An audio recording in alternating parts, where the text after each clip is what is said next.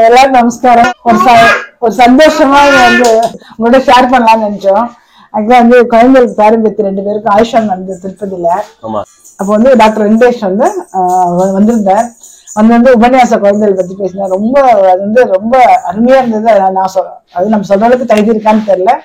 ரொம்ப ரொம்ப திருப்தியா இருந்தது. எங்களுக்குலாம் ரொம்ப சந்தோஷமா இருந்தது. சோ அதை அப்படியே உங்கள்கிட்ட ஷேர் பண்ணலாம். அவர் பேசின உபன்யாசம் அவரோட யூடியூப் சேனல்லையும் வந்திருக்கோம். இருந்தாலும் நம்ம சேனல்ல வரட்டும் அப்படின்னு திருப்பி அதை நாங்க நம்ம சேனல்ல போடுறோம். நீங்க பாருங்க, கண்டிப்பா பாருங்க, எல்லாரும் பார்க்கணும். அதுதான் மெயினா. அப்புறம் இன்னும் என்னன்னா, ரக்ஷாவும் சௌந்தர்யாவும் நிறைய இது இன்ட்ராக்ட் பண்ணிருக்கா அவரோட. சோ அந்த கொஸ்டின் ஆன்சர் நிறைய கேட்டிருக்கேன். அதெல்லாம் வந்து அடுத்தடுத்த வீடியோ வரும், 5-6 வீடியோ வரும், பாருங்க எல்லாரும். டாக்டர் வெங்கடேஷ் வந்தது, நம்ம பேரம்பேத்திகளை வந்து ஆசீர்வாதம் பண்ணது, உபன்யாசம் கொடுத்தது, அதுவும் வந்து பொருத்தமா காதுகுத்துக்கு வந்து என்ன சொல்லணுமோ அந்த பெரியாழ்வார் யசோதை கதை சொன்னது ரொம்ப நல்லா இருந்தது. வீடியோ பாருங்க. அடுத்தடுத்து வர்ற வீடியோ வந்து ரக்ஷாவும் சௌந்தர்யாவும் நிறைய கொஸ்டின்ஸ் எல்லாம் கேட்டிருக்கா அவர்கிட்ட, அதுவும் வரும். டாக்டர் வெங்கடேஷ் உபன்யாசம் அப்படின்னு சேனல் இருக்கு. அந்த சேனல்ல போய் பாருங்க. டாக்டர் வெங்கடேஷ் உங்களுக்கு எல்லாருக்குமே தெரிஞ்சிருக்கும். தினம் ஒரு திவ்ய பிரபந்தம், திருக்கோளூர் பெண்பிள்ளை ரகசியம், புன்னகை ராமாயணம், இதெல்லாம் நம்ம சேனல்ல நீங்க கேட்டிருப்பேன். அதெல்லாம் எனக்கு வந்து இன்ஸ்பிரேஷன் வந்து டாக்டர் வெங்கடேஷ் தான். ஸோ அவளுடைய சேனல்லையும் போய் பாருங்க. கவசம் கணக்குல நிறைய பேசியிருப்பார். டாக்டர் வெங்கடேஷ் உபன்யாசம் இருக்கும், அந்த சேனல்லையும் போய் பாருங்க.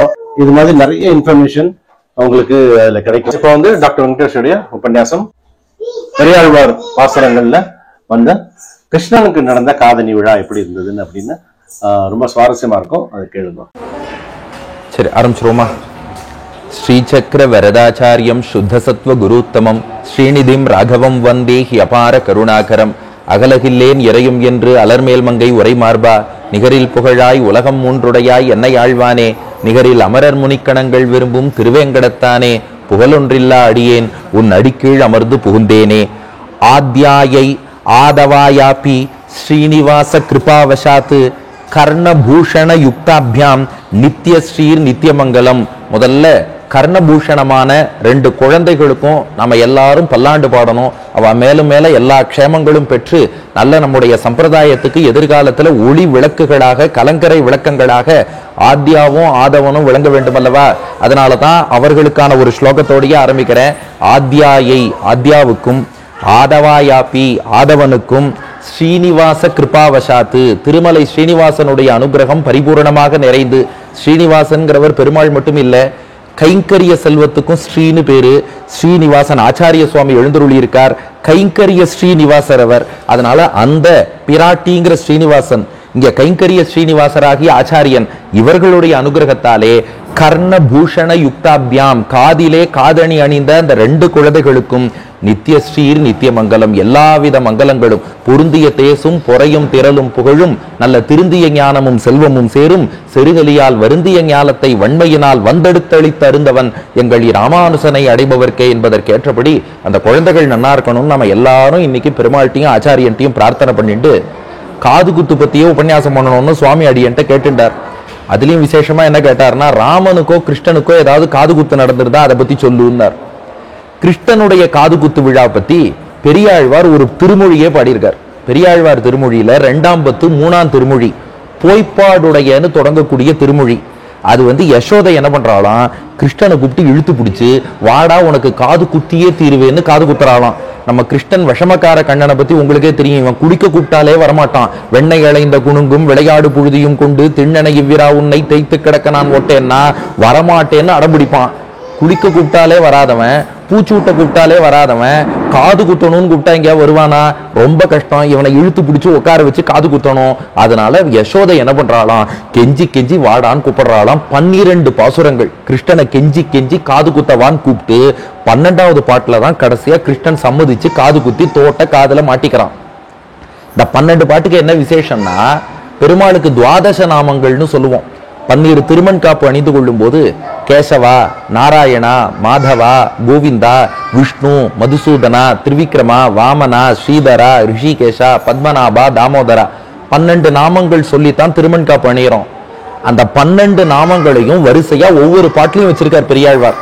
முதல் பாட்டுல கேசவா காது குத்தவான்னு கூப்பிடுறா, ரெண்டாம் பாட்டுல நாராயணா காது குத்தவான்னு கூப்பிடுறா, மூணாம் பாட்டுல கோவிந்தா காது குத்தவான்னு கூப்பிடுறா. அது இதுல இன்னொரு சிறப்பம்சமாகவும் அமைஞ்சிருக்கு. அப்ப இதை நம்ம எல்லாரும் அனுபவிக்கலாமா? இப்போ அப்படியே மானசீகமாக நம்ம திருமலையிலேருந்து புறப்பட்டு ஆயர்பாடிக்கு போயிடுவோம். பெரியாழ்வாரே இப்ப யசோதையா இருக்கார். அந்த யசோதை கிடையாது, இது பெரியாழ்வார் யசோதை. பெரியாழ்வாரே இப்ப யசோதை பாவம். எதிரில் பார்த்தா குட்டி கண்ணன். கண்ணனுக்கு 3 வயசு ஆயிடுத்து. 3 வயசாயும் இன்னும் காது குத்தலையாம். அதனால இப்ப பெரியாழ்வார் யசோதை கிருஷ்ணனை இழுத்து பிடிச்சு காது குத்து வேங்கரா. இந்த பெரியாழ்வார் திருமொழிக்கு மணவாள மாமுனிகள் வியாக்கியானம் பண்ணியிருக்கார். மணவாள மாமுனிகளின் ஆச்சாரியன் திருவாய்மொழி பிள்ளை, அவர் சுவாபதேச வியாக்கியானம்னு இன்னொரு வியாக்கியானம் அவரு சாதிச்சிருக்கார். அந்த திருவாய்மொழி பிள்ளை வியாக்கியானத்துல ஒரு விஷயம் அவர் நமக்கு தெரிவிக்கிறார். எதுக்கு இந்த காது குத்தறோம் அப்படிங்கிறத பத்தி திருவாய்மொழி பிள்ளை சாதிக்கிற விஷயம், எத்தனையோ சம்ஸ்காரங்கள்னு குழந்தைக்கு பண்றோம். பிறந்ததுலேருந்து ஆரம்பிச்சு முதல்ல குழந்தை பிறந்ததும் ஜாத்த கர்மான்னு ஒரு ஹோமம் பண்ணி குழந்தையோட நாக்கில் நெய் தேன் இதெல்லாம் தடவுவா துவயத்தை சொல்லி. அதுக்கப்புறம் பார்த்தா குழந்தைக்கு ஒரு 11 நாள் பூர்த்தியாச்சுன்னா புண்ணியாக வாச்சனமாயி நாமகரணம்னு பெயர் சூட்டு விழான்னு நடத்துறோம். அதுக்கப்புறம் பார்த்தா ஒரு 6 மாசம் குழந்தைக்கு பூர்த்தியாச்சுன்னா அன்னப்பிராசனம்னு முதல்ல சாலிட் ஃபுட் கொடுக்க ஆரம்பிக்கிறோம். ஒரு பருப்பு சாதம் ஏதோ ஒரு உணவு நம்ம கொடுக்க ஆரம்பிப்போம். அதுக்கப்புறம் பார்த்தா 3 வயசுல சௌளம்னு சொல்லி குடுமி வச்சு விடுறோம். அதுக்கப்புறம் 7 வயசுல பூனல் உபநயனம்னு பண்றோம். எங்கேயாவது குத்தி ரத்த காயம் ஏற்படுத்துறோமா? ஆனா கர்ண வேதனம்னு பேரு காது குத்துறதுக்கு. வேதனம்னா வேதனை, கர்ண வேதனம் அதுலயே இருக்கு. காது குத்துறோம், அதுல மட்டும் காதுல ஒரு ஓட்டையை போட்டு அதுக்கு குழந்தைக்கு ரத்தம் குழந்தை வீல்னு கத்தி. எதுக்கு வலிக்கிற மாதிரி ஒரு சம்ஸ்காரம் பண்ணணும்? வலிக்காம எவ்வளவு சம்ஸ்காரம் பண்றோம். அதுலயும் பாருங்க, உடம்புல எத்தனை நகை போட்டாலும் எங்கேயுமே உடம்பு அது குத்தவே குத்தாது. அப்படித்தான் நகை போடுவோம். மூக்குத்தி வேணா மூக்கை குத்தலாம், ஆனா அதுவும் கூட ஆண்கள் அணிவதில்லை, பெண்கள் தான் மூக்குத்தி அணிஞ்சுக்கிறா. அதுவும் ஒரு மூக்கில் அணியறா, இன்னொரு மூக்கில் அணியறது இல்லை. ஆனா ஆண் குழந்தையோ பெண் குழந்தையோ எந்த குழந்தையா இருந்தாலும் 2 காதையும் நன்னா குத்தி 2 காதும் வலிச்சு அப்படியே வீல்னு குழந்தை சத்தம் போடுற அளவுக்கு காது குத்துறோம். எதுக்கு அப்படி காது குத்தணும்? யோசிச்சு பார்த்தா எந்த சம்ஸ்காரத்திலேயாவது ஒரு சின்ன பிரிக் உண்டா? எங்கேயாவது குத்துறது கிடையவே கிடையாது. காது குத்துறது மட்டும் நன்னா குத்துறோம். எங்கேயாவது நகை போடும்போது குத்துறோமா? இல்லவே இல்லை. யாராவது கொலுசை காலோட சேர்த்து குத்தி கொலுசை மாட்டிடுன்னு யாரை மாட்டுறோமா? கிடையவே கிடையாது. காதுக்கு மட்டும் ஏன் இப்படி பண்ணணும்?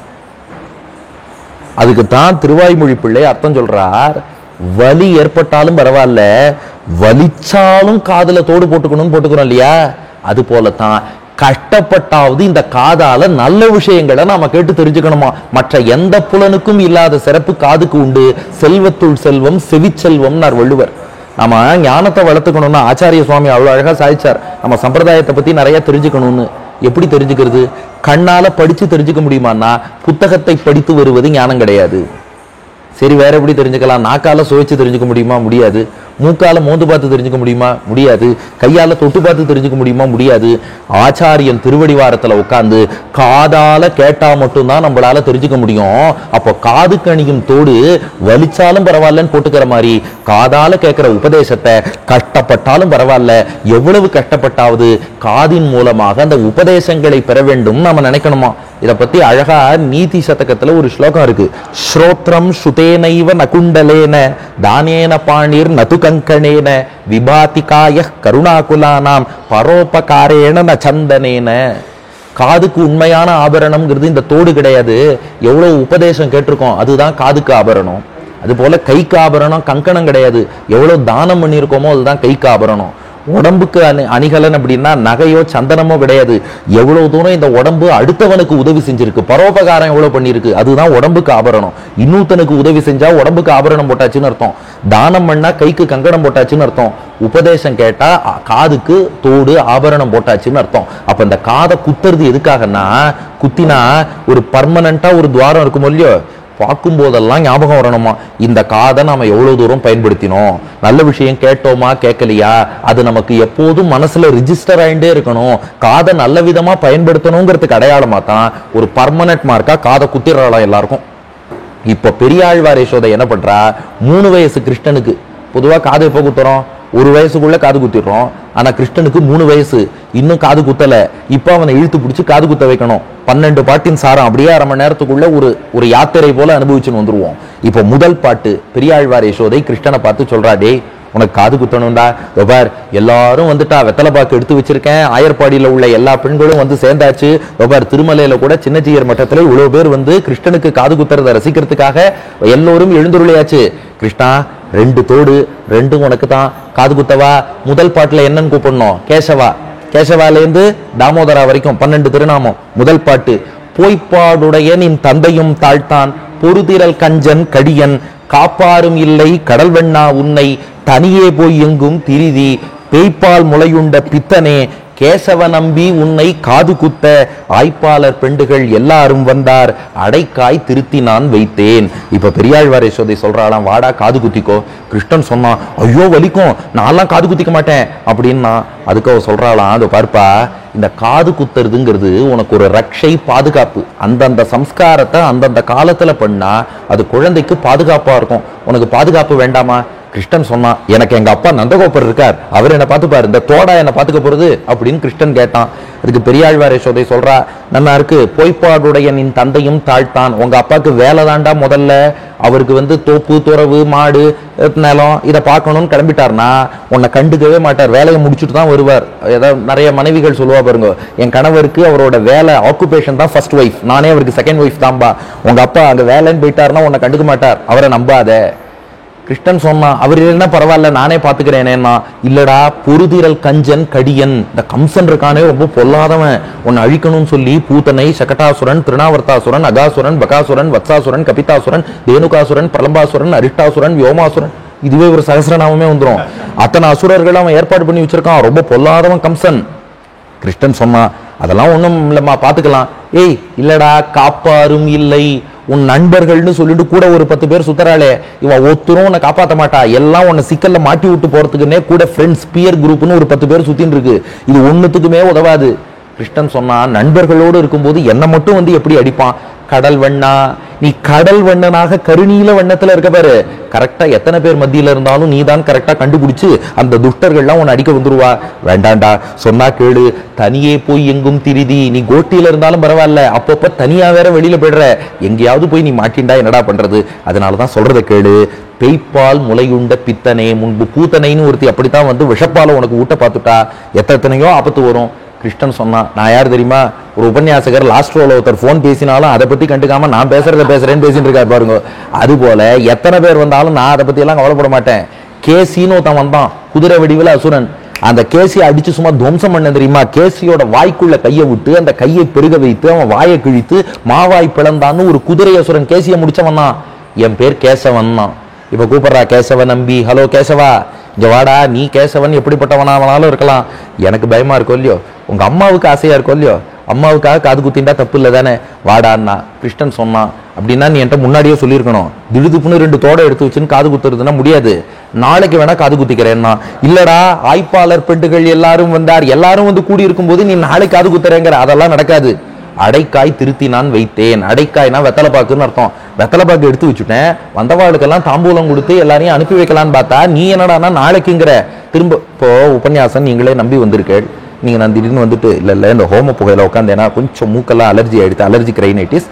இன்னைக்கு உபன்யாசம் இல்ல, இதே உபன்யாசம் நாளைய தினம் இதே நேரம் இதே இடத்தில் நடைபெறும், போயிட்டு வாங்க அப்படின்னா உபன்யாசத்துக்கு ஒரு தடவை அலைஞ்சதே கஷ்டம், இல்ல 2ஆம் தடவை வேற வரதான்னு கேட்பாளா இல்லையா? ஏண்டா எல்லாரும் காத்துட்டு இருக்கும் போது நாளைக்குங்கிறியே, அதெல்லாம் சரிப்பட்டு வராது, பாடா. இப்ப 2ஆம் பாட்டுல என்ன பண்ணா, இவன்ட்ட இந்த தோடை சரியா காட்டல, அதனாலதான் மாட்டேங்கிறான். இப்ப தோடை கையில எடுத்தாலும் இது எப்படி இருக்கு பாரு, உனக்காக எடுத்து வச்ச தோடை பாரு, வாடா நீ அப்படியே நடந்து வரணும். எப்படி நடந்து வரணும்னா, கிருஷ்ணன் இடுப்புல ஒரு பவளவடம் அணிஞ்சுட்டு இருக்கானோ, அதை அப்படியே ஆடி அசைஞ்சு கிருஷ்ணனோட அதுவும் அசையணுமா.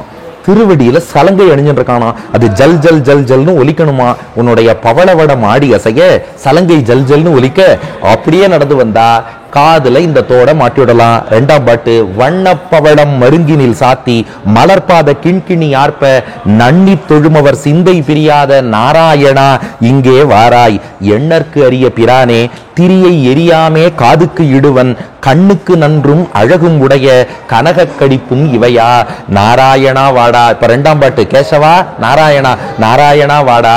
ஏன் நாராயணான்னு சொல்றான்னா, நாரம் அப்படின்னா ஜீவாத்மாக்கள்னு அர்த்தம். ஜீவாத்மாக்கள் நமக்கெல்லாம் நாரம்னு பேரு. அயனம்னா இருப்பிடம்னு அர்த்தம். நாரங்கள் ஜீவாத்மாக்களாகிய நம்ம அத்தனை பேரையுமே தனக்கு இருப்பிடம் அயனமாக கொண்டு நமக்குள்ளெல்லாம் இருக்கிறதுனால பெருமாளுக்கு நாராயணன்னு பேராம். நாரங்களை எல்லாம் அயனம் இருப்பிடமாக கொண்டிருப்பதாலே நாராயணன். யாரெல்லாம் நன்னி தொழுமவர் சிந்தை பிரியாத, யாரெல்லாம் விரும்பி உன்னை வணங்குறாளோ அவ மனசை விட்டு பிரியாமல் நாரங்களை அயனமாக கொண்டு உள்ளே இருக்கிறாயே, அப்படி மனசுல குடிகொண்ட நீ எங்க ஆசையை நிறைவேற்றணும் இல்லையா? அதனால முதல்ல காதுல திரியிட போறேங்கிற அந்த பாட்டு நல்லா கவனிங்கோ. எண்ணற்கரிய பிரானே திரியை எரியாமே காதுக்கிடுவன். ஆயர்கள் எப்படி காது குத்துவான்னா, நம்மளை போல முதல்ல டைரக்டா அந்த ஊசியை குத்திட்டு அப்படியே தோட மாட்டாளாம். முதல்ல ஊசியில ஒரு திரி நூல் கோத்துப்பாளாம். அந்த ஊசியை காதுல குத்தி அந்த திரி நூலால ஒரு திரி காதை சுத்தி அணிவிச்சிருவாளாம். அந்த நூல் இருக்கு பாருங்க, அதுல அதுக்கப்புறம் தோடு மாட்டுவாளாம். அதனால திரியை எரியாமே காதுக்கிடுவன். உனக்கு எரியாமல் வலிக்காமல் முதல்ல நூல் திரிய காதுக்குள்ள நான் நுழைச்சுடுறேன். அந்த திரியை மட்டும் நீ மாட்டின்றேன்னு வச்சுக்கோ, இங்கே பார், கண்ணுக்கு பார்ப்பதற்கு நன்றும் சிறந்த பொன்னாலான அழகும் உடைய அழகான வேலைப்பாடுகளோடு செய்யப்பட்ட கனக கடிப்பும் இவையா. கடிப்புன்னா தோடு, கனகம்னா தங்கம். தங்கத்தோடு வேணுமா வேண்டாமா? தங்கத்தோடு வேணுமா வேண்டாமா? நாராயணா ஒழுங்கா வா காது குத்திக்கோன்னா. கிருஷ்ணன் சொன்னா தங்கத்தோடு வேணும், பார்க்க நல்லா இருக்கு, வேணா வாங்கி வஸ்திரத்துல சுத்திக்கிறேன், காதுல எல்லாம் குத்திக்க முடியாது, நல்லா இருக்கு, இது தோடு அழகா இருக்குங்கிறதுக்காக எவனா காதை குத்திண்டு காதெல்லாம் காயமாகி ரத்தம் வந்து அதெல்லாம் நான் பண்ண மாட்டேன். பெரியாழ்வார் யசோதை பார்த்தா இப்ப அடுத்து 3ஆம் பாட்டு சொன்னா, டே இது ஏதோ சாதாரண தோடுன்னு நினைச்சுட்டேன், இந்த தோடுக்கே மகத்துவம் இருக்கு. 3வது பாட்டு பாருங்க, இந்த தோடின் பெருமை என்ன தெரியுமா? வையமெல்லாம் பெரும் வார்க்கடல் வாழும் மகரக்குழை கொண்டு வைத்தேன், வெய்யவே காதில் திரியை இடுவன், நீ வேண்டியது எல்லாம் தருவன், உய்ய இவ்வாயர் குலத்தினில் தோன்றிய ஒன்சுடர் ஆயர் கொழுந்தே, மையன்மை செய்து இள ஆய்ச்சியர் உள்ளத்து மாதவனே இங்கே வாராய். இப்ப பெரியாழ்வார் யசோதை சொல்றாளாம், மாதவா என்று கூப்பிட்டு 3ஆம் பாட்டு கேசவா நாராயணா மாதவா மாதவான்னு கூப்பிட்டு, உனக்கு இந்த தோடோட அருமை தெரியலடா, வையமெல்லாம் பெரும். வையம் பெரும்னா இத உலகத்தையே கொடுத்தாலும் தகும். இந்த தோடோட மதிப்பு என்னன்னா, நீங்க சொல்றா இல்லையா தங்க விலையெல்லாம் ஏறிண்டே இருக்குன்னு, அந்த காலத்திலேயே சொல்லிட்டா. என் நண்பர் ஒருத்தர் ரீசெண்டா மெசேஜ் அனுப்பினார் தீபாவளிக்கு, உங்கள் மகிழ்ச்சி எல்லாம் தங்கத்தின் விலை போல ஏறிக்கொண்டே போகட்டும், உங்களுடைய வருத்தம் எல்லாம் தண்ணீரை போல குறைந்து கொண்டே போகட்டும் அப்படின்னார். இந்த தங்கம் அந்த காலத்துல அந்த தங்கத்தோடுக்கு மதிப்பு சொல்றா, வையமெல்லாம் பெரும், இந்த உலகத்தையே கொடுத்தாலும் தகும், அப்பேற்பட்ட தங்கத்தோடுறா இது. வார்கடல் வாழும் மகர, மகரம் என்பது முதலையும் குறிக்கும் மீனையும் குறிக்கும். கடல்ல வாழக்கூடிய மீன் வடிவத்துல மகர குண்டலம். பண்டரிபுரம் பாண்டுரங்கனை சேவிச்சா மீன் வடிவத்திலேயே காதல மாட்டின்னு இருப்பார். அந்த தோடு தான் பெரியாழ்வார் யசோதை பண்ணி வச்சிருக்காளாம். வர்றா, கடல்ல வாழக்கூடிய மீன் போன்ற வடிவத்துல உனக்கு சூப்பரான தோடு பண்ணி வச்சிருக்கேன், இத வலிக்கும்னு நினைக்காத. முதல்ல காதுல திரியிடும் போது என்ன பண்ணுவாளாம், வெய்யவே காதில் திரியை இடுவன். வெய்யன்னா கொஞ்சம் வெப்பம் சேர்த்து, அது ஒரு அந்த கால வழக்கமா. வெறுமன காதுல இந்த ஊசி நூலை குத்தினா வலிக்குமா, ஆனா அந்த ஊசியை கொஞ்சம் சூடு பண்ணி பாலாம். சூடு பண்ணி காதுல இன்னும் வலிக்குமான்னு யோசிக்காதீங்க. சூடு பண்ணிட்டா என்ன ஆகும்னா, அந்த சூடு காதுல படுறதோ இல்லையோ அந்த தோல் லேசாயிடுமா. தோல் லேசாயிடுத்துனா குத்தினதும் நேரா உள்ள போயிடும். சிங்கிள் பிரிக்ல போயிடுத்துனா வலிக்காது. இந்த ஊசி போடும்போது யாருக்கா அனுபவம் இருந்தா தெரியும், நேரா ஒரே குத்து குத்தி ஊசி போட்டா வலிக்கவே வலிக்காது. அவர் நரம்ப தேடுறேன்னு சொல்லி இப்படி ஒரு குத்து அப்படி ஒரு குத்து அப்படி ஒரு குத்துன்னு குத்தினாதான் நமக்கு வலிக்கும். அதுபோல சூடு வைக்காம நேரா திரிய காதல விடுறேன்னு சொல்லிட்டு ஊசியால குத்தினா அப்ப காது வலிக்கும்.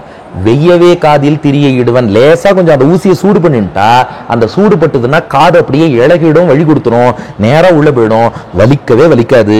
ஆயர் குலத்தினில் எங்களுக்கு தலைவனாக வந்தவனே, கோபிகைகளை எல்லாம் மயக்கிய மாதவனே. மானா லக்ஷ்மி, மாதவன்னா லக்ஷ்மியினுடைய கணவன். பாருங்க அந்த திருநாமங்களின் அர்த்தமும் வந்துருத்து. கேசவன்னா கேசியை அழித்தவன், நாராயணன்னா நாரங்களாகிய நம்மையெல்லாம் அயனம் இருப்பிடமா கொண்டு உள்ள இருக்கிறவன். மாதவன் மாங்கிற லக்ஷ்மிக்கு கணவனே. லக்ஷ்மி ஒருத்திய மட்டுமாடா மயக்கின, இத்தனை கோபிகைகளையும் மயக்கிய மாதவனே. அப்படிப்பட்ட மாதவன் நீ. அப்படிப்பட்ட நீ என்ன பண்ணணும்னா, அவ தொடர்ந்து உங்ககிட்ட மயங்கணும்னா காது வெறுமனர் தான் மயங்க மாட்டா, காதுல தோடு போட்டுருந்தாதான் உன்னை ரசிப்பா. அப்படியே கோபிகைகள்லாம் கிருஷ்ணனுடைய அழகுன்னு தியானிக்கிறா. தாமரை கண்கள், அதுக்கப்புறம் மூக்கு செண்பகப்பூ போல மூக்கு, கோவைப்பழம் போல திருவாய், சங்கு போல கழுத்து, ஆஹா மேகம் போன்ற குழல் கற்றை, பிறை சந்திரனை போன்ற நெற்றி, கண்ணாடி போன்ற கன்னங்கள், அழகிய தாவாங்கட்டை, காது மட்டும் தோடு இல்லாத காது. நல்லா இருக்குமா? கோபிகைகளை மயக்கணும்னா அழகா காதுல தோட மாட்டிக்கணும் அப்படின்னு 3ஆம் பாட்டுல சொன்னா. கிருஷ்ணன் சொன்னா, அப்படியாமா இன்னொரு 2-3 வருஷம் போட்டுமே, எனக்கு 3 வயசு தானே ஆறுது, இப்பவே காது குத்தணுமா, இன்னொரு 2-3 வருஷம் போட்டுமேன்னா. இப்ப பெரியாழ்வார் யசோதை சொன்னா, அடப்பாவி நான் தாண்டா நீ பாவம், ரொம்ப சின்ன குழந்தையா இருக்கியே, 1 வயசுல காது குத்தினா நீ தாங்க மாட்டேன்னு சொல்லி 3 வயசுல காது குத்துறேன்னா, நீ 3 வயசு வந்ததுக்கு அப்புறம் இன்னும் 2-3 வருஷம் போட்டோங்கிற. உன் கூட விளையாடுறாளே நண்பர்கள், அவளெல்லாம் பாரு, அவளுக்கெல்லாம் ஏற்கனவே காது குத்தியாச்சு. அதுதான் 4ஆம் பாட்டு. உன் கூட இருக்கிற பசங்கள்லாம் வைரத்தோடு காதல குத்தின்னு இருக்கா. அத்தனை பேரையும் பார், உனக்குத்தான் காலம் தாழ்த்தி 3 வயசு ஆயிடுத்து, இன்னமும் காது குத்திக்க மாட்டேங்கிறியே. வனம் நன்றுடைய வைரக்கடிப்பிட்டு வார்க்காது தாழப் பெருக்கி குணம் நன்றுடையர் இக்கோபால பிள்ளைகள் கோவிந்தா நீ சொல்லு கேளாய்.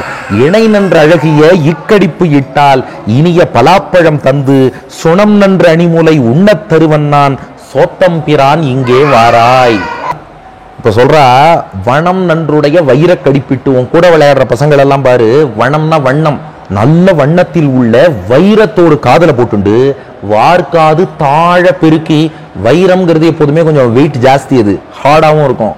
போட்டு அவ காது தாழ்ந்து நல்லா பெருசா வளர்ந்துருத்து. இதுவும் அந்த காலத்துல ஒரு பெரிய விஷயம் சொல்லுவா, தோடு சீக்கிரமா போட்டா காது பெருசா வளருமா, அந்த ஸ்கின் எலாங்கேட் ஆகி. அவளுக்கெல்லாம் காது நல்லா பெருத்து வளர்ந்துருத்து பாரு.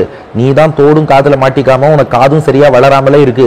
உன்னுடைய நண்பர்கள் எல்லாம் பாரு, அவள்லாம் காதுல வைரத்தோடு போட்டுண்டு குணம் நன்றுடையரி கோபால பிள்ளைகள், நாங்கெல்லாம் நல்ல குணம் கொண்டவா, அம்மா சொன்னா கேட்போம், அப்பா சொன்னா கேட்போம், சமத்தா காது குத்திட்டோம் அப்படின்னு அதுகள்லாம் நல்ல பேர் வாங்கிட்டு போயிடுத்து. ஏண்டா கோவிந்தா, கோனா பசுக்கள், கோவிந்தானா பசுக்களை மேய்ப்பவன். ஏண்டா இவ்வளவு எளிமையா பசு மேய்ப்பவன் சொல்லிண்டு அவள்ல ஒருத்தன்னு சொல்லிண்டு, ஆனா நீ இப்படி காது மட்டும் குத்திக்காம சொன்ன பேச்சு கேட்காதவன் அடங்கா பிடாரின்னு பேர் வாங்கலாமா? அவள்லாம் நல்ல குணம் கொண்டவர்கள்னு பேர் வாங்கிட்டா. நீ மட்டும் இல்ல இது அசடு, சொன்ன பேச்சை கேட்காது, அதனாலதான் காது குத்திக்கலன்னு உனக்கு கெட்ட பேர் தாண்டா ஏற்படும். சொன்னா கேடு. அழகாக இணை நன்று அழகிய இக்கடிப்பிட்டால், 2 ஜோடியா தோடு உனக்கு எடுத்து வச்சிருக்கேன், இதை மட்டும் நீ காதுல மாட்டின்றேன்னா இனிய பலாப்பழம் தந்து, உனக்கு ஒரு ஃபுல் பலாப்பழம். கிருஷ்ணனுக்கு கிஃப்ட் என்னன்னா, நீ காது குத்தின்றனா உனக்கு பலாப்பழம் தரேன், அத்தோடு தாய்ப்பாலும் ஊட்டுகிறேன். சோத்தம், சோத்தம்னா அஞ்சலி, கை கூப்புகிறேன்னு அர்த்தம். இந்த கை கூப்புறதுக்கு சோத்தம்னு பேர் தமிழ்ல. சோத்தம் பிரான் இங்கே வாராய், அதனால கொஞ்சம் வாடா, காது குத்திக்கோ, சோத்தம் கை கூப்புறேன்னா. பொதுவா நம்ம கை கூப்பிட்டா பெருமாள் எது கேட்டாலும் கொடுத்துருவார். ஆனா இப்ப மட்டும் பெரியாழ்வார் யசோதைக்கு நீ கை கூப்பினாலும் நான் காது குத்திக்க மாட்டேன்ட்டான். அதான் 5ஆம் பாட்டுல கேட்கறா, இந்த மாதிரி பண்ணலாமா, இது நியாயமா? கை கூப்பினா எதா இருந்தாலும் நீ உடனே செஞ்சிருவியேன்னா 5ஆம் பாட்டுல கிருஷ்ணன் ஒரு பதில் சொன்னானா, சோத்தம் பிரான் என்று இறந்தாலும் கொள்ளாய், சுரிகுழலாரோடு நீ போய் கோத்து குறவை பிணைந்து இங்கு வந்தால் குணம் கொண்டிடுவனோ நம்பி, பேர்த்தும் பெரியன அப்பம் தருவன் பிரானே திரியிட ஒட்டில் வைத்தடம் தோளார் விரும்பு கருங்குழல் விட்டுவே நீ இங்கே வாரா. இப்ப 5 விஷ்ணு, அதுதான் தமிழ்ல விட்டு. ஏண்டா கை கூப்பிறேன் அப்பவும் வரமாட்டேங்கிறியே. கிருஷ்ணன் சொன்னானா, அம்மா நீ ஒரு தடவை என்ன கூப்பிட்ட, சரி அம்மா கூப்பிடறாளே நானும் வந்தா 4 சாத்து முதுகுல செம சாத்து சாத்திட்ட. இப்ப நீ திரும்ப கூப்பிடும்போது நீ காது குத்த கூப்பிடுறியா, பலாப்பழம் கொடுக்க கூப்பிடுறியா, கெஞ்ச கூப்பிடுறியா, கொஞ்சம் கூப்பிடுறியா, இல்ல விஞ்ச கூப்பிடுறியா, இல்ல காதை குத்த கூப்பிடுறியா, நான் என்னன்னு புரிஞ்சுக்கிறது? போன தடவை கூப்பிட்டு அடிச்சியா இல்லையா அப்படின்னு கேட்டான் கிருஷ்ணன். அதுக்கு பெரியாழ்வார் யசோதை சொன்னா, டேய் அது நான் ஏன் அடிச்சேன்னு யோசிச்சு பாடுறா. சுரிகுழலாரோடு நீ போய், சுருண்ட குழல் படைத்த கோபிகைகளோடு போய் ராசலீலைன்னு சொல்லி வட்ட வடிவில கை கோத்து நாட்டியம் ஆடி இருக்க. சின்ன பையன் இப்படி எல்லாம் போய் நாட்டியம் ஆடினா அம்மா என்ன கண்டிப்பாளா இல்லையா? ஒரு நல்ல அம்மாங்கிறவா குழந்தைய கண்டிச்சு வளர்க்கணுமா இல்லையா? ஏன்டா பொறுப்பா நான் உன்னை கண்டிச்சா அதுக்கெல்லாம் கோச்சிக்கிறியே.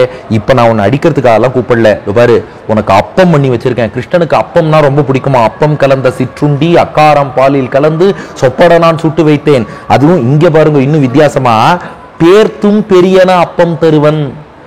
பேர்த்தும்னா மீண்டும் மீண்டும்னு அர்த்தம். உனக்கு அடுத்தடுத்து பெரிய அப்பம் தரேன்னா என்னன்னா, கிருஷ்ணனுக்கு பெரிய அப்பம்னா தான் ரொம்ப பிடிக்குமா, சின்ன அப்பம்னா சாப்பிட மாட்டானா. அதனால முதல் அப்பம் யசோதை கிருஷ்ணனுக்கு கொடுக்குறாளாம்.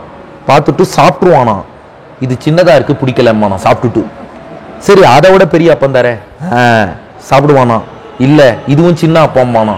அப்புறம் அதை விட பெரிய அப்பம் தருவாளாம், அதை சாப்பிடுவானா. இல்ல இதுவும் திருப்தி இல்லை, இதுவும் சின்னதுமானா.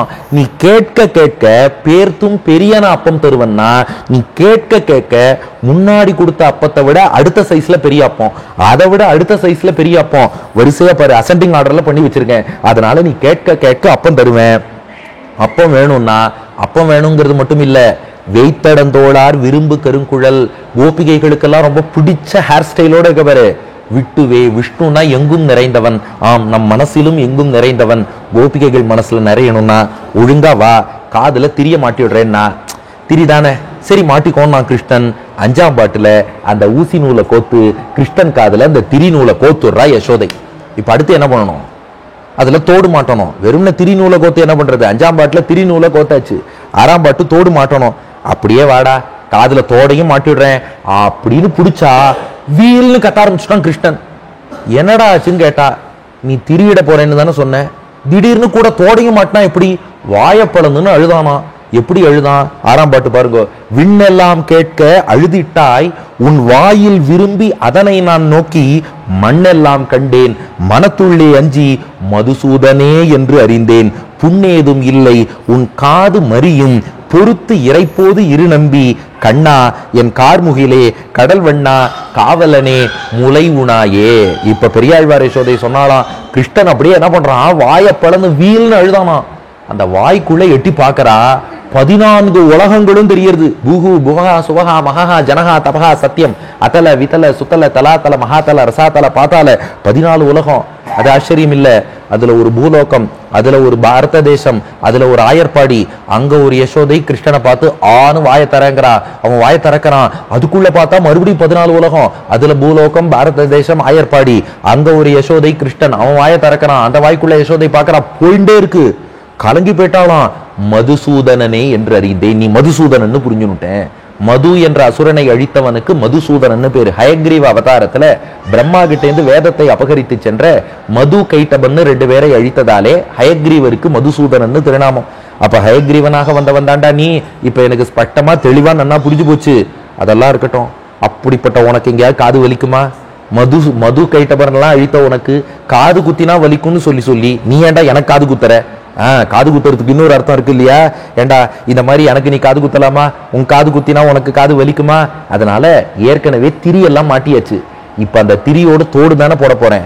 உன் காது மறியும். மறியும்னா லேசா மடங்கும்னு அர்த்தம். அப்ப பாருங்க, புங்கேதும் இல்லை, எந்த புண்ணு காயம் எதுவும் கிடையாது.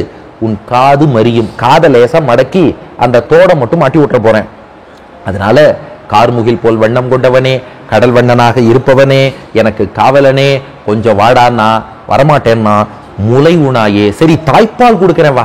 ஓ பால் ஊற்றுறியா? சரி. ஏன்னா இப்பதான் அப்பமெல்லாம் நிறைய வாங்கி சாப்பிட்ருக்கான், பலாப்பழம் வேற சாப்பிட்ருக்கான், கூடவே தாய்ப்பாலும் சாப்பிட்டா நல்ல காம்பினேஷன். மடியில உட்காந்தான். பெரியாழ்வார் யசோதை தாய்ப்பால் ஊட்டினா. தாய்ப்பால் குடிச்சா அடுத்து குழந்தை என்ன பண்ணும்? தூங்கிடும். கிருஷ்ணன் தூங்கினவாறே காதுல தோட மாட்டி விட்டான். இதுதான் சிறந்த வழி. இன்னைக்கும் பல அம்மாக்கள் என்ன பண்றா, குழந்தைக்கு நெயில்ஸ் எல்லாம் கட் பண்ணி விடணும்னா குழந்தைய முதல்ல தூங்க வச்சிருவா. பாருங்க எத்தனை பேர் தலையாட்டா பாருங்க. அதெல்லாம் அனுபவம், நமக்கும் அனுபவம். தூங்கின்னு இருக்கிற குழந்தைக்கு நெயில்ஸ் கட் பண்ணி விட்டா ரொம்ப ஈஸி, அவ்வளவுதான் முடிஞ்சு போச்சு வேலை. குழந்தைக்கு அப்படித்தான் டைவர்ஷன் காட்டணும். சாப்பாடு ஊட்டணும்னா என்ன பண்ணணும்னா குழந்தை கையில செல்போனை கொடுத்துருங்கோன்ட்டான். ஏன்னா அதை பார்த்துட்டு இருந்தா அதுக்கு என்ன ஊட்டுறோம்னு தெரியாது, எது வேணாலும் உள்ள போகும். அது பார்க்கும்போது மற்றதெல்லாம் தெரியாதான். ஆனா அது அவ்வளவு தூரம் ஆரோக்கியம் இல்லை. குழந்தை தான் என்ன சாப்பிட்றோங்கிறத அறிந்து அது அனுபவிச்சு சாப்பிட்டா தானே வசதி. அது போட்டோம். இப்போ இவனை தூங்க வச்சா தாய்ப்பால் கொடுத்து தூங்க வச்சுட்டு காதில் தோட மாட்டிட்டா. கிருஷ்ணனும் ஜம்முன்னு தூங்கின்னு இருக்கான். கொஞ்சம் நேரம் கழிச்சு கிருஷ்ணன் முழிச்சுட்டான்.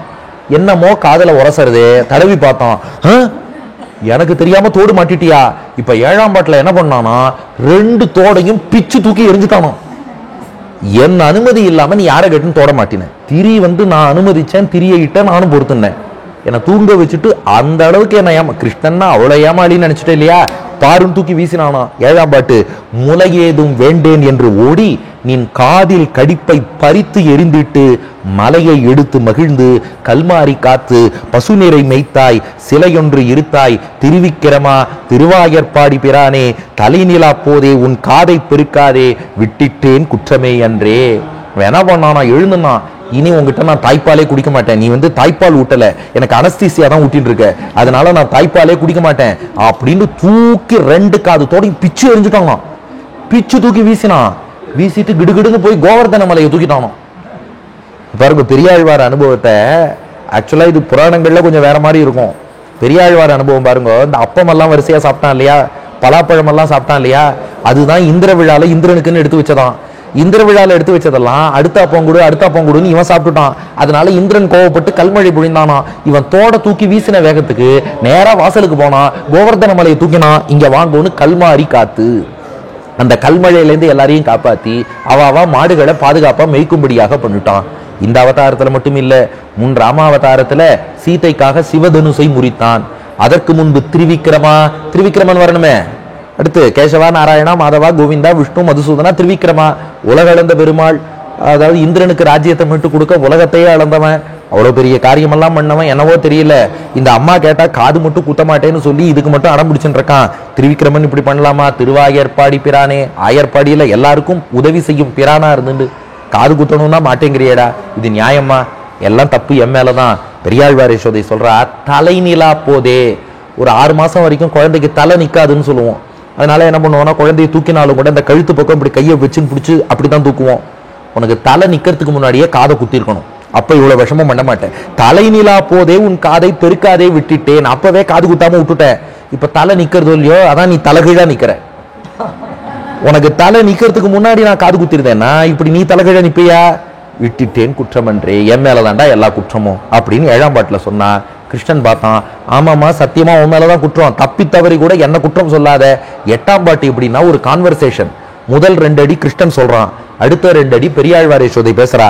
என் குற்றமே என்று சொல்லவும் வேண்டா கான், என்னை நான் மண்ணுண்டேனாக அன்புற்று நோக்கி அடித்தும் பிடித்தும் அனைவருக்கும் காட்டிற்றிலையே. முதல் பாதி இப்ப கிருஷ்ணன் சொல்றான், என் மேல தப்பு கிடையாதுமா, பாரு நான் மண்ணே சாப்பிடல. யாரு இவன்? சாப்பிட்டது உண்மை சொல்றான், நான் மண்ணே சாப்பிடல, எனக்கு பொய்யே சொல்ல தெரியாது, எனக்கு விஷமுமே பண்ண தெரியாது, நான் பாட்டுக்கு ஏதோ விளையாடின்னு இருந்தேன். ஆனா இந்த கூட இருக்கிற 4 பேர் என் மேல பொறாமப்பட்டு உங்ககிட்ட வந்து நான் மண்ணை சாப்பிட்டேன்னு சொன்னா நீ என்ன பண்ணிருக்கணும்? என்கிட்ட மண்ணை சாப்பிட்டியா, வாயை திறந்து காட்டு அப்படின்னு கேட்டிருக்கணும். ஆனா நீ என்ன பண்ணனா, ஏண்டா மண்ணை சாப்பிட்டேன்னு ஆரம்பிச்ச. நீ எப்படி கேட்கணும்னா, கிருஷ்ணா உன்னை பத்தி இப்படி சொல்றாடா, நான் நம்பலடா குழந்தை, நீ எதுவும் மண்ணெல்லாம் சாப்பிட்டுலையே, நீ ஒன்றும் பண்ண மாட்டேன், அப்படித்தானே கேட்கணும். ஏன்டா மண்ணு சாப்பிட்ட, இவெல்லாம் வந்து இப்படி சொல்றாளே இப்படின்னு கேட்கற. அப்ப என்ன அர்த்தம்? நீ ஒரு ப்ரீ டிட்டர்மைன் கன்க்ளூஷனுக்கு வந்துட்ட, நான் மண்ணு சாப்பிட்டுருப்பேன்னு. சரி, அத்தோட இருந்தியா? நான் என் வாயை திறந்து காமிச்சேன், நீ என்னதையோ ஹாலுசினேஷன்ல 14 உலகத்தையும் வாய்க்குள்ள பார்த்துட்டு நான் மண்ணை சாப்பிட்டேன்னு முடிவு பண்ணி என்னை பிடிச்சு இழுத்து அடிச்சு எல்லாத்தையும் காட்டி இதோ பாரு மண்ணை சாப்பிட்டான் அப்படின்னு சொல்லி எல்லாத்தையும் காட்டி அவமானப்படுத்தினியே. இவ்வளவு பண்ண நீ காது குத்தணும்னு சொன்னா குத்திப்பேனா? இதெல்லாம் பண்ண உனக்கு தண்டனை, நீ எவ்வளவு கெஞ்சினாலும் நான் காது குத்திக்க மாட்டேன்னா. இப்ப பெரியாழ்வார் யசோதை பாட்டின் 2வது பாதி பதில் சொல்றா. இப்ப 8வது திருநாமம் வாமனா. வன்புற்ற அரவின் பகைக்கொடி வாமன நம்பி உன் காதுகள் தூரும் துன்புற்றனை எல்லாம் தீர்ப்பாய் பிரானே திரியிட்டு சொல்லுகேன் மெய்யே. இப்ப சொல்றாரு பாரு, வன்புற்று அரவின் பகைக்கொடி. இவன் படுத்துட்டு இருக்கிறது எதுன்னா அரவு, பாம்பு. வன்புற்ற அரவு, பாம்பு மேல படுத்துட்டு இருக்க. பகை கொடி, அதற்கு பகைவனான கருடனை கொடியில வச்சுட்டு இருக்க. யாருக்காவது சாத்தியமா? ஒரு கொடி என்னன்னா கருடன், படுக்கை எதுனா பாம்பு. ரெண்டுக்கும் ஒத்துவருமா? ஆனா 2ஐயும் பக்கத்துல வச்சுட்டு இருக்காரு. ஏன்னா சேராதெல்லாம் சேர்ப்பாராம். வாமன நம்பி, வாமனன் குள்ள வாமனனா வந்த, 3 அடி நிலம் வேணும்னு கேட்ட. ஆனா 3 அடி நிலம்னு கேட்டுட்டு 3 உலகத்தையும் அளந்துட்ட. இத்தினோண்டு வாமனனால 3 உலகத்தை அளக்க முடியுமா? உனக்கு சாத்தியம். அது போல நீ யாருன்னு தெரியாம நான் உன்னை அடிக்கலடா, நீ இப்படித்தான் சொல்லுவ, கொஞ்சோண்டு மண்ணை சாப்பிட்டேங்கிற பேர்ல மொத்த மண்ணு உலகத்தையும் வாயில காமிச்சேன். அதனால நான் ஏதோ ஹாலுசினேஷன்லயோ இன்னொருத்தர் சொன்னானோ நான் உன்னை அடிக்கல. பாம்பை படுக்கையா வச்சுட்டு கருடனை கொடியாவும் வச்சுக்கிற. சின்ன காலால 3 அடி கேட்டுட்டு 3 உலகத்தையும் அளக்கிற வாமனாவதாரத்துல. அதே போலதான் கிருஷ்ணாவதாரத்துல 2 கைப்பிடி மண்ணை சாப்பிட்றாப்புல சாப்பிட்டுட்டு மொத்த மண்ணையும் வாயில காட்டுற. இந்த விஷமெல்லாம் நீ பண்ணப்படாதுன்னு தானே உன்னை அடிச்ச. அதனால திரும்ப திரும்ப இப்படிலாம் பேசினா உன் காதுகள் தூரும், உன் காதே அடைச்சு போயிடும், ஜாக்கிரதை. காது அப்புறம் கேட்காது, என் காது கேட்காதுங்கிற பாருங்க. அது மாதிரி உன் காதெல்லாம் அடைச்சு போயிடும், ஜாக்கிரதை. ஒழுங்கா காது குத்திக்கோ, திரியிட்டு சொல்லுகேன் மெய்யே. கிருஷ்ணன் சொன்னானா அப்படின்னா, அம்மா நீ ஒண்ணு பண்ணு, என்னை இனிமே அடிக்க மாட்டேன்னு மெய்யே சத்தியம் பண்ணு. கிருஷ்ணாவை நான் அடிக்க மாட்டேன்னு சத்தியம் பண்ணி கொடு, நான் வந்துடுறேன் அப்படின்னா. பெரியாழ்வார் யசோதை சொன்னா, நீ என்கிட்ட இருந்து சத்தியத்தை வாங்கிட்டு ஓடி போயிடுவ, நீ காதை காட்டு. மீண்டும் இப்ப திரி மாட்டணும், இப்ப மறுபடியும் முதல்ல இருந்து எல்லாத்தையும் பிச்சரிஞ்சுட்டு போயிட்டான். நான் திரிய மாற்றத்துக்கு நீ அலோவ் பண்ணா சத்தியம் பண்றேன். கிருஷ்ணன் சொன்னா, சத்தியம் பண்ணா திரிய மாட்ட அலோவ் பண்றேன். இல்ல நீ திரிய மாற்றத்துக்கு ஒத்துழைச்சேன்னா சத்தியம் பண்றேன். இல்ல நீ சத்தியம் பண்ணா திரிய மாற்றத்துக்கு ஒத்துழைக்கிறேன். இல்லடா நீ கொஞ்சம் ஒத்துழைச்சேன்னா சத்தியம் பண்றேன். கிருஷ்ணன் பார்த்தான், சத்தியமே பண்ண வேண்டாம். அதான் 9ஆம் பாட்டு. நீ சத்தியமே பண்ண வேண்டாம். மெய் என்று சொல்லுவார் சொல்லை கருதி தொடுப்புண்டாய் வெண்ணகை என்று கையை பிடித்து கரை உரலோடு என்னை காணவே கட்டிற்றிலையே. இப்போ 9ஆம் பாட்டுல முதல் பாதி கிருஷ்ணன் பேசுறான். அம்மா உன் சத்தியத்தையே நம்ப முடியாது, ஏன்னா நீ கேட்பார் பேச்செல்லாம் கேட்கிறவோ. ஊர்ல யாரோ ஒருத்தர் வந்து நான் அவ வீட்டுல வெண்ணை திருடினேன்னு சொன்னா, நீ முதல்ல யாரை விசாரிக்கணும்? அவளை விசாரிக்கணும். அப்படியா? எப்ப வந்தா, யார் வந்தா, என் கிருஷ்ணன் தானா வேற யாராவதா? அவளை சொன்னவாளை விசாரிக்கணும். விட்டுட்ட. கிருஷ்ணன் வெண்ணெய் திருடினான்னு சொன்னாளா? நேரா எங்கிட்ட வந்த, ஏன்டா அவ வீட்டுல போய் வெண்ணெய் திருடின? நேரா சொல்லுவார் சொல்லை எல்லாம் மெய்யென்று கருதி தொடுப்புண்டாய் வெண்ணையை என்று. தொடுப்புண்டாய்னா களவு கொண்டு சாப்பிட்டுட்ட, திருடிட்டேன்னு அர்த்தம். வெண்ணையை திருடிட்டேன்னு என் மேல ஒரு வீண் பழிய சுமத்தி கையை பிடிச்சி இழுத்து விளிம்புள்ள உரலோடு சேர்த்து என்னை கட்டி வச்சு ஊருக்கே காட்டி பார் கட்டி போட்டேன் பார் அப்படின்னு காமிச்சியோ இல்லையோ? உன் சத்தியத்தெல்லாம் நம்ப முடியுமா? நம்பவே மாட்டேன். உனக்கு யார் எது சொன்னாலும் சத்தியம்னு நினைப்ப. நீ சொல்றதெல்லாம் சத்தியம் கிடையாது, ஒத்துக்க மாட்டேன்னா. அதுக்கு பெரியாழ்வார் யசோதை பதில் சொல்றா, பாரு, அம்மா உன்னை திருத்தறதுக்காக செஞ்சதெல்லாம் இப்படி சொல்லி சொல்லி காட்டுறதா இருந்தா உன் காது அடைச்சுக்கும். செய்தன சொல்லி சிரித்தங்கு இருக்கில் சிறீதரா உன் காது தூரும் கையில் திரியை இடுகிடாய் இன்னென்ற காரிகையார் சிரியாமே. பாரு கிருஷ்ணா, இப்படியெல்லாம் அம்மா அதை பண்ண இதை பண்ணேன்னு இந்த நமுட்டு சிரிப்பு சிரிச்சுண்டு கிண்டலா அப்படி பேசிண்டு இப்படியே சர்க்காஸ்டிக்கா பார்த்துண்டு இதெல்லாம் பண்ணின்றதுன்னு வச்சுக்கோ. ஸ்ரீதரா, ஸ்ரீனா லக்ஷ்மின்னு அர்த்தம். ஸ்ரீதரன்னா பிராட்டிய திருமார்பில் தரித்தவன் அர்த்தம். ஏண்டா நெஞ்சில ஈரம் இல்லையாடா உனக்கு? திருமார்பில பிராட்டி உட்காந்துருக்காடோ இல்லையோ? ஸ்ரீனிவாசன் அகலகில்லேன் கிரையம் என்று அலர்மேல் மங்கை உரைமார்பன் தானே நீ. நெஞ்சில ஈரம் இல்லாம இப்படிலாம் பேசினா காதை அடைச்சுக்கும், ஜாக்கிரதை. பாரு, கையில திரிய தயாரா வச்சுட்டு இருக்கேன், நீ மட்டும் மாட்டிக்கலன்னா எவ்வளவு பேர் உன்னை பார்த்து கேலி பண்ணி சிரிக்கிறா பார். அதனால அவ உன்னை பார்த்து கிண்டல் பண்ணி சிரிக்காம இருக்கணும்னா ஒழுங்கா காதுல இந்த திரிய மாட்டிக்கோன்னா. கிருஷ்ணன் பார்த்தான், அவ சிரிக்காம இருக்கணுங்கிறதுக்காக நான் காதுல திரிய மாட்டின்டா, வலிக்க போறது எனக்கு தானே. ஸ்ரீதரன் ஆயிடுத்து, அடுத்த திருநாமம் ஆயிடுத்து 9 வரைக்கும். இப்ப அடுத்து 10ஆம் பாட்டு. கிருஷ்ணன் சொல்றான், இவாள்லாம் என்னை பார்த்து சிரிக்கிறா, இவா சிரிக்காம இருக்கணும், அதுக்காக காது குத்தின்றேன்னா வலி எனக்கு தானே. எப்படின்னா, நான் முன்னாடி ஒரு ஹாஸ்பிட்டல்ல ஒர்க் பண்ணேன். அங்க ஒரு நர்சிங் சூப்பரிண்டென்ட் ரிட்டையர் ஆகிற ஸ்டேஜ்ல இருந்தாங்க. அவங்க என்கிட்ட சொன்னாங்க, சார் நீங்க சீக்கிரமா கல்யாணம் பண்ணிக்கோங்க சார். நாங்க எதுக்குமான்னு கேட்டேன். இல்லை சார், நான் ரிட்டையர் ஆகிறதுக்குள்ள நீங்க எனக்கு கல்யாண சாப்பாடு போட வேண்டாமான்னாங்க. நான் சொன்னேன், ஏங்க உங்களுக்கு கல்யாண சாப்பாடு போடணுங்கிறதுக்காக நான் அவசரத்தில் ஒரு கல்யாணம் பண்ணிக்க முடியுமா? உங்களுக்கு விருந்து வேணும்னா இப்பவே எங்க வீட்டுக்கு வாங்க, விருந்துக்கு ஏற்பாடு பண்றோம், அது வேற விஷயம். ஆனா உங்களுக்கு கல்யாண சாப்பாடு போடணுங்கிறதுக்காக நான் அவசர கல்யாணம் பண்ண முடியாதுன்னு. அது போலத்தான் கிருஷ்ணன் சொல்றான், இவா கிண்டல் பண்ணுவா அவா கிண்டல் பண்ணுவாங்கிறதுக்காக காது குத்தின்றேன்னா பாதிப்பு யாருக்கு? என் காது தானே வலிக்கும். அதான் 10ஆம் பாட்டு. காரிகையார்க்கும் உனக்கும் இழுக்குற்று என் காதுகள் வீங்கி எரியில். என் காது வீங்கி போகும், என் காது எரியும். உனக்கு என்ன சேதாரம்? அவளுக்கு என்ன சேதாரம்? என் காது தானே வலிக்க போறது. நல்லா இருக்கே, நீங்கள்லாம் சிரிக்க கூடாதான், நீங்கள்லாம் வந்ததுக்கு சந்தோஷப்படணுமா, வெத்தலை பாக்கு எடுத்து வச்சா வெத்தலை பாக்கு வாங்கிட்டு போகணுமா, இதுக்காக நான் காதை குத்திட்டு காது வலிச்சு வீங்கி நான் உட்காரணுமா? முடியவே முடியாதுமா கண்ணன். இது முதல் அடி ஆயிடுத்து கிருஷ்ணன் சொல்றது. பாட்டின் அடுத்த 3 அடி. இப்ப பெரியாழ்வார் யசோதை அதுக்கு பதில் சொல்றா, தாரியாதாகில் தலை நொந்திடும் என்று விட்டிட்டேன் குற்றமே அன்றே, சேரியில் பிள்ளைகள் எல்லாரும் காது பெருக்கி திரியவும் காண்டி ஏர்விடை சற்று இளம் கன்று எரிந்திட்ட இருடி கேசா என்றன் கண்ணே. இப்ப ரிஷிகேஷா வரணும். இப்ப சொல்றா, தாரியாதாகில் துபர்றா, ரொம்ப சின்ன வயசுல காது குத்தினா உனக்கு காது வீங்கும், எரியும், காது தாங்காது. எனக்கும் தெரியும் பிஞ்சு காது தாங்காதுன்னு. அதனாலதான் தலை நொந்திடும் என்று. காது அது மட்டும் இல்லையா, ரொம்ப சின்ன வயசுல காது குத்திட்டா தலைவலி வந்துருமா. இன்னைக்கு சில பேருக்கு பல்லு வீங்கினாலே கொஞ்சம் தலைவலி வருதும்பா, அது போல காது குத்திட்டாலும் தலைவலி வந்துடும். அதனாலதான் பார்த்து அப்போ உனக்கு காது குத்தாம விட்டம் பாரு. என்ன சொல்லணும், உனக்கு நீ இந்த பேச்செல்லாம் வரத்துக்கு முன்னாடியே காது குத்திருந்தேன்னா இவ்வளவு வாய்க்கிழிய பேசுவியா நீ? இப்ப இப்படி பேசிட்டு இருக்க பாரு. சேரியில் பிள்ளைகள் எல்லாரும் காது பெருக்கி திரியவும் காண்டி. ஏண்டா ஊர்ல அவள்லாம் சிரிக்க கூடாதுங்கிறதுக்காக மட்டும் காது குத்துறேன்னு நினைச்சியா? உனக்கு உரிய காலத்துல குத்தாம விட்டு போச்சு, இப்ப இன்னும் தாமதமா எடுத்து ஊர்ல எல்லாருக்கும் காது குத்தியாச்சு, உனக்கு மட்டும் குத்தாம இருந்தா நல்லா இருக்குமா? அதனால தான்டா சொல்றேன் அப்படின்னா. கிருஷ்ணன் பார்த்தானா, ஐயோ ரொம்ப பாசத்தோடு சொல்றிய, என் தலை வலிக்க கூடாதுங்கிறதுக்காக காத்திருந்தேங்கிற, எல்லாருக்கும் குத்தியாச்சு எனக்கு மட்டும் குத்தலைன்னா அம்மாவுக்கும் வலிக்குங்கிற, உனக்காக வர காதுல திரிய மாட்டிக்கோன்னா. அதனால வாடான்னு கூப்பிடுறா. ஏர் விடை செற்று. இவன் அரிஷ்டாசுரன்னு காளமாடு வடிவில் வந்த அசுரன். அவனை அழித்து இளம் கன்று எரிந்திட்ட வத்சாசுரன்கிற ஒரு அசுரனை தூக்கி விளாம்பழத்து மேல அடிச்ச இருடி கேசா. ரிஷிகேசன்னா நம் புலன்களை எல்லாம் ஈர்ப்பவன் அர்த்தம். உன் அழகை காட்டி நம்ம புலன்களை எல்லாம் உன்னை நோக்கி ஈர்ப்பவனே. அப்படியே அந்த அழகான காதல திரிய மாட்டி விட்டுறேன், வாடான்னு கூப்பிட. கிருஷ்ணனும் வந்தான். அந்த திரிய காதல இப்ப பெரியாழ்வார் யசோதை மாட்டி விட்டுட்டா. இத்தோடு 10ஆம் பாட்டு பூர்த்தி ஆயிடுத்து. இப்ப 11ஆம் பாட்டு. ஆமா, மணி 12:20 ஆயிடுத்து. பூர்த்தி பண்ண வேண்டிய நேரம் வந்தாச்சு. 11ஆம் பாட்டு. இப்போ திரி மாட்டினா போறாது, அடுத்து என்ன பண்ணணும்? தோடு. அதை எடுத்தா மறுபடியும் ஆரம்பிச்சுட்டான். மறுபடியும் முதல். திரியத்தான மாட்ட சொன்ன, நீ எதுக்கு தோட கொண்டு வந்தேன்னா? இது என்னடா மறுபடியும் முதல்ல இருந்தா?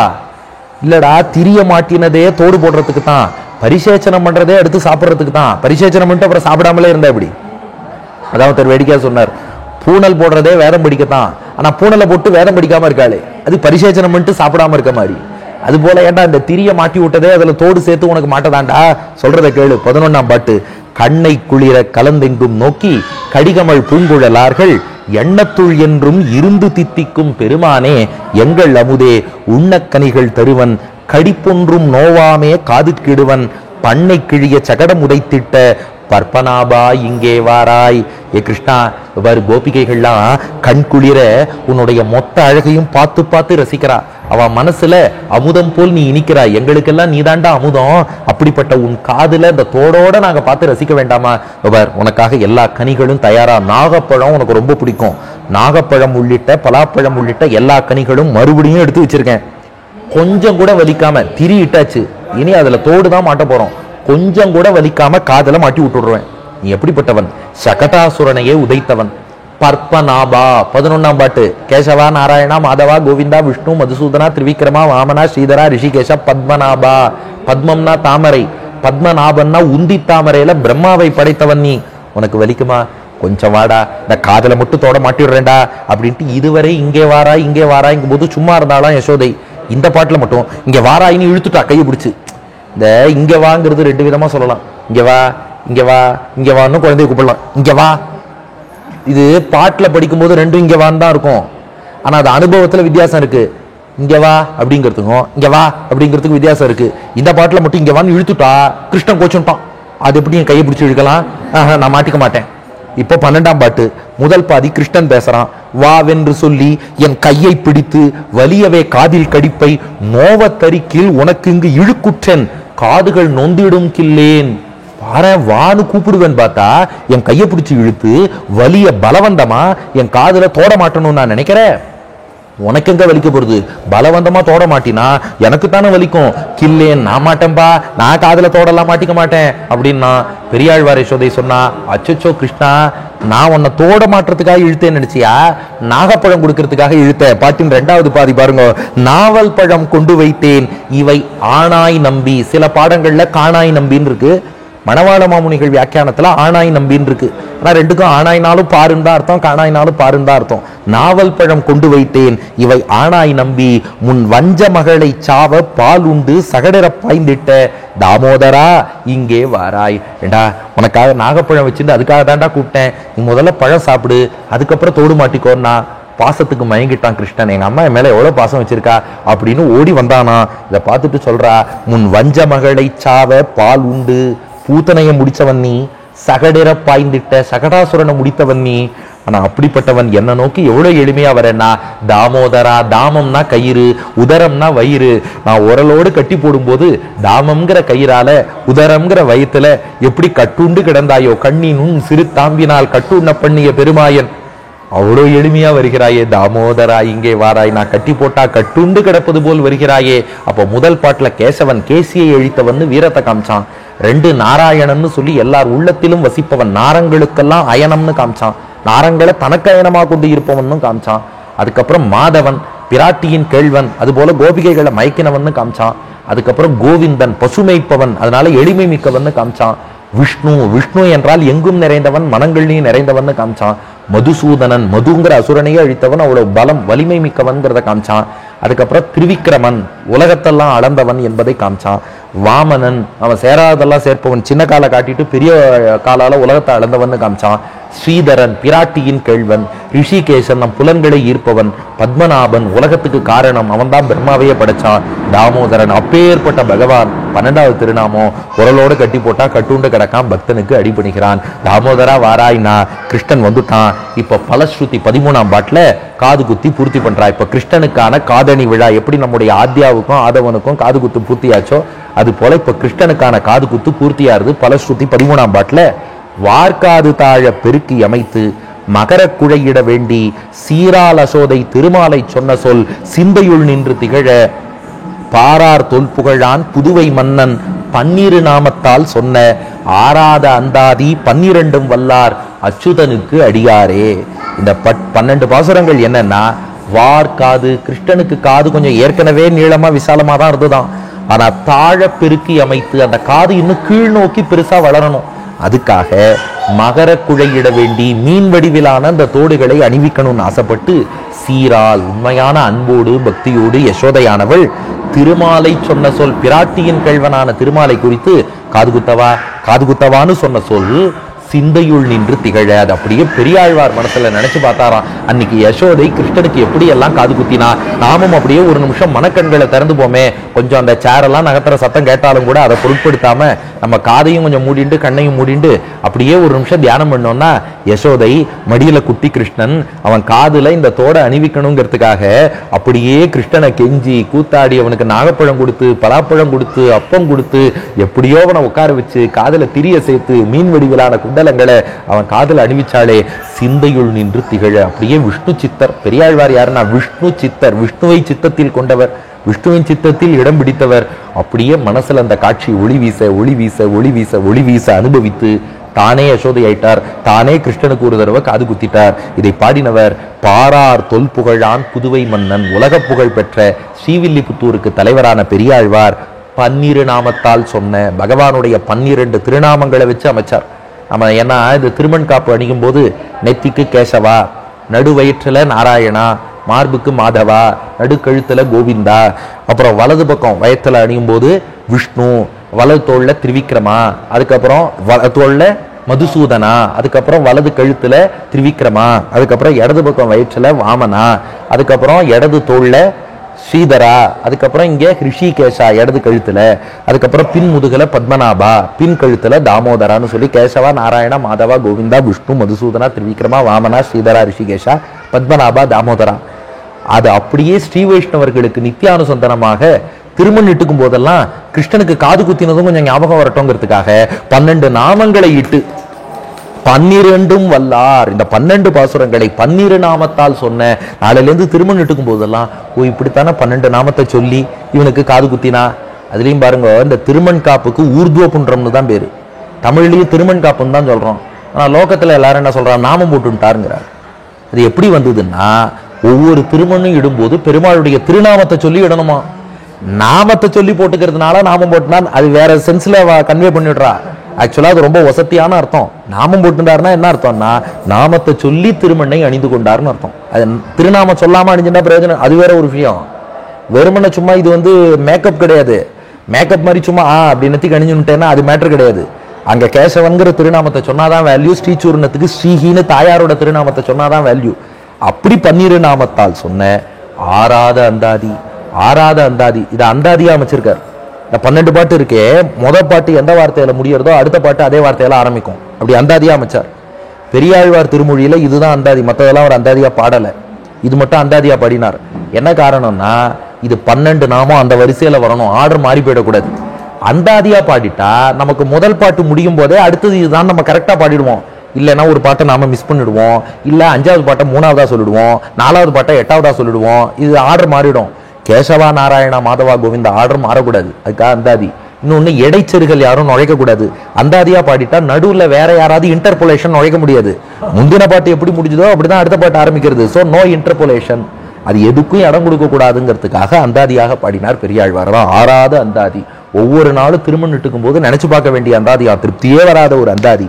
12 வல்லார். இந்த 12 பாசுரங்களை திருமலை சின்னஜீயர் மட்டத்திலே நடைபெற்ற நம்முடைய ஆத்யா, ஆதவன் இவர்களுடைய கர்ணபூஷணம் ஆயுஷ்யோமம் அந்த விழாவை ஒட்டி ஆச்சாரியனுடைய சன்னிதானத்துல எம்பெருமான் தாயார் திருவருளால யாரெல்லாம் கேட்டாலோ அவள்லாம் அச்சுதனுக்கு அடியாரே, அவள்லாம் பெருமாளுக்கு தாசனாயிடும். இங்க பாருங்க, 12 திருநாமம் சொல்லியாச்சு. இதுல பெருமாளுக்கு ஏதாவது திருநாமம் போடணும், என்ன போடலான்னு பார்த்தார். நான் ஆச்சமனம் பண்ணும்போது கேசவ நாராயணா சொல்றோம், அதுக்கு முன்னாடி அச்சுதாய நமகா, அனந்தாய நமகா, கோவிந்தாய நமகாங்கிறோம். அந்த அச்சுதனை கொண்டு வந்து இங்க போட்டார். அந்த அச்சுதனுக்கு அடியாராயிடுவார்.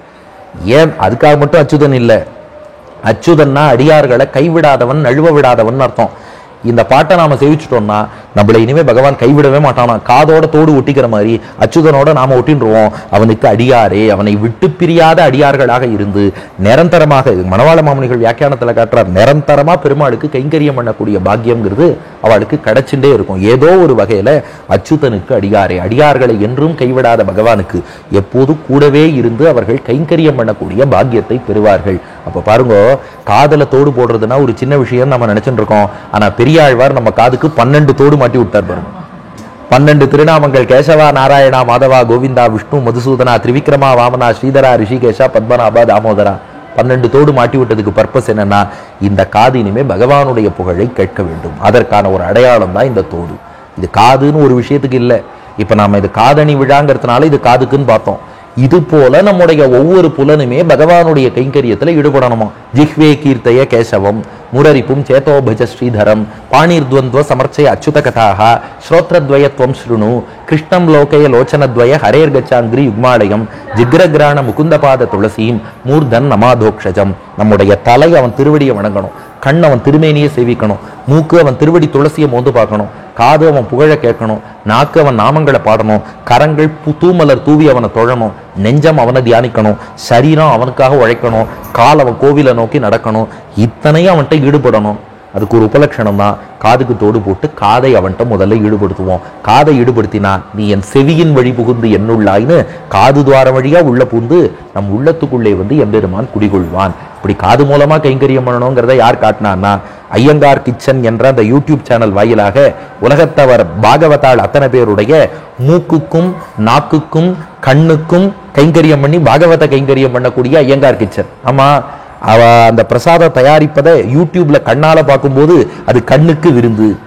சரி, அந்த பிரசாதத்தை நாமும் ட்ரை பண்ணுவோம்னு ட்ரை பண்ணோம்னா அது மூக்குக்கு விருந்து. முதல்ல வாசனை வந்து தொலைச்சுடுறது. அதுக்கப்புறம் பெருமாளுக்கு கண்டருளை பண்ணிட்டு அதுக்கப்புறம் தான் மூக்காலும். அது வேற, பெருமாளுக்கு கண்டருளை பண்ணாம நாம மோந்து பார்த்துடக்கூடாது. பெருமாளுக்கு கண்டருளை பண்ணிட்டு மூக்குக்கும் விருந்து. அப்புறம் ததியாராந்தனத்துல நாம சாப்பிட்டோம்னா அது நம்ம நாக்குக்கும் விருந்து. அப்போ ஏற்கனவே 3 புலன்களுக்கு அவ விருந்து வச்சுட்டா. ஐயங்கார் கிச்சன் என்ற யூடியூப் வாயிலாக யூடியூப்ல பார்த்தேன்னா கண்ணுக்கு விருந்து, மோந்து பார்த்தா மூக்குக்கு விருந்து, அமுது செய்தால் நாக்குக்கு விருந்து என்னும்படியாக 3 புலன்களுக்கு விருந்து வச்சா. போராதே, காதுக்கு ஒரு விருந்து வைக்கணும்னு ஏற்பாடு பண்ணி இந்த உபன்யாசத்தை வச்சு, அதுவும் காதணி விழாவாகவே கிருஷ்ணனுக்கு காது குத்துங்கிறதே வச்சுட்டா பாருங்க. ஆகையினால காதையும் இனிமே நாம பகவானுடைய கைங்கரியத்துல ஈடுபடுத்தணும். அது பாருங்க, பெருமாள் ஆனா கரெக்டா அந்த வரிசையில அமைச்சிருக்கா பாருங்க. எதுக்காகனா ஐயங்கார் கிச்சனுக்காக தான். பெருமாள் எப்படி அமைச்சார் பாருங்க, கண்ணு மூக்கு வாய் இந்த ஆர்டர்ல. ஒருவேளை இந்த மூக்கை மட்டும் பின்னாடி பெருமாள் படைச்சுட்டாருன்னு வச்சுக்கோங்களேன், பிரசாதத்தை கண்ணால பார்த்துட்டு பின்னாடி தனியா மூக்குக்கு நிவேதனம் பண்ணிட்டு அப்புறம் நாக்கால சாப்பிடணும். வேண்டாம், கண்ணால பாரு. see the food, smell the food, taste the food. வரிசையா அந்த ஆர்டர்ல வச்சிருக்காரு. முதல்ல கண்ணால பாத்துக்கோ, அப்புறம் மூக்கால மோந்து பாத்துக்கோ, அதுக்கப்புறம் நாக்கால சுவைச்சு பாத்துக்கோ. அதனாலதான் அவளுக்கு எவ்வளவு வசதியா பெருமாள் பண்ணார்.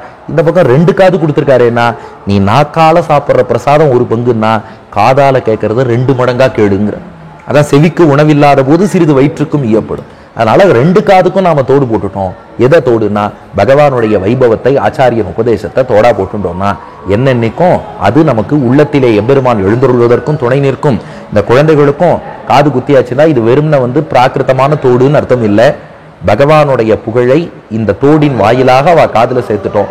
அது என்னென்னைக்கும் அவ காதுக்கு ஒரு ரிமைண்டரா இருந்து என்னென்னைக்கும் பகவானுடைய வைபவம் அந்த காதல ஒலித்து கொண்டே இருக்கும்படியாக இந்த ஆச்சாரியனுடைய அனுகிரகம் அவர்களுக்கு அதை நடத்தி கொடுக்கணுங்கிற பிரார்த்தனையோடு எம்பெருமான் திருவேங்கடமுடையானுக்கும் பத்மாவதி தாயாரோடு கூடிய திருவேங்கடமுடையானுக்கும் ஆச்சாரிய சுவாமிக்கும் அந்த குழந்தைகளுக்கும் ஏற்பாடு பண்ண உங்களுக்கும் உங்களுடைய ஐயங்கார் கிச்சன் யூடியூபுக்கும் பல்லாண்டு பாடி இத்தோடு நிறைவு செய்கிறேன்.